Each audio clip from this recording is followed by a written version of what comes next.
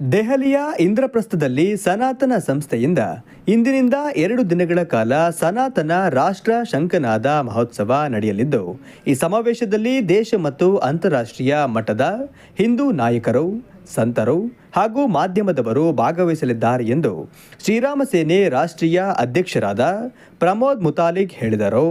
ದೆಹಲಿಯಲ್ಲಿ ನಮ್ಮ ದೇಶದ ರಾಜಧಾನಿ ಇದು ಇಡೀ ದೇಶಕ್ಕೆ ಬಹಳ ದೊಡ್ಡ ಪ್ರಮಾಣದಲ್ಲಿ ಒಂದು ಸಂದೇಶವನ್ನು ಕೊಡುವಂತಹ ಇಂದ್ರಪ್ರಸ್ಥ ನಗರ.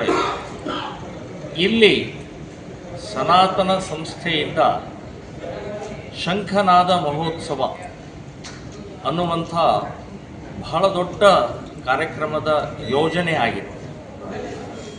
ಇವತ್ತು ಅಂದರೆ ಡಿಸೆಂಬರ್ 13 ಮತ್ತು 14 2 ದಿನದ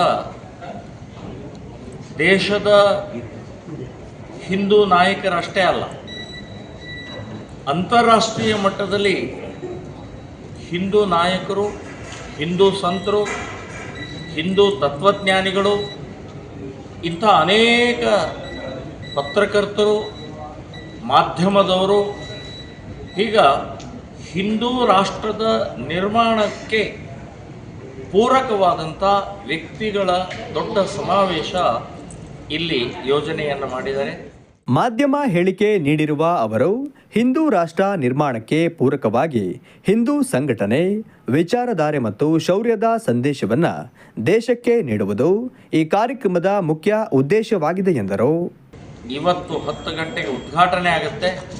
ನಾಳೆ ರಾತ್ರಿವರೆಗೆ ನಿರಂತರವಾಗಿ ಅವಧಿಗಳು ನಡೀತಾ ಇರ್ತವೆ. ದೇಶಕ್ಕೆ ಇವತ್ತು ಅವಶ್ಯಕತೆ ಇದ್ದಂಥದ್ದು ಹಿಂದೂ ಸಂಘಟನೆ, ಹಿಂದೂ ವಿಚಾರಧಾರೆ, ಹಿಂದುತ್ವದ ಒಂದು ಸಂದೇಶ ಕೊಡೋಗೋಸ್ಕರ, ವಿಶೇಷವಾಗಿ ಶೌರ್ಯದ ಒಂದು ಸಂದೇಶವನ್ನು ಕೊಡೋಗೋಸ್ಕರನೇ ಈ ಸಮಾವೇಶ ಯೋಜನೆಯನ್ನು ಮಾಡಲಾಗಿದೆ. ನಾನು ಈ ಸಮಾವೇಶದಲ್ಲೂ ಕೂಡ ಭಾಗವಹಿಸಿದ್ದೀನಿ.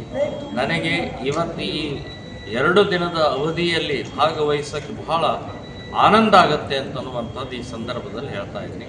ಜೈ ಶ್ರೀರಾಮ್.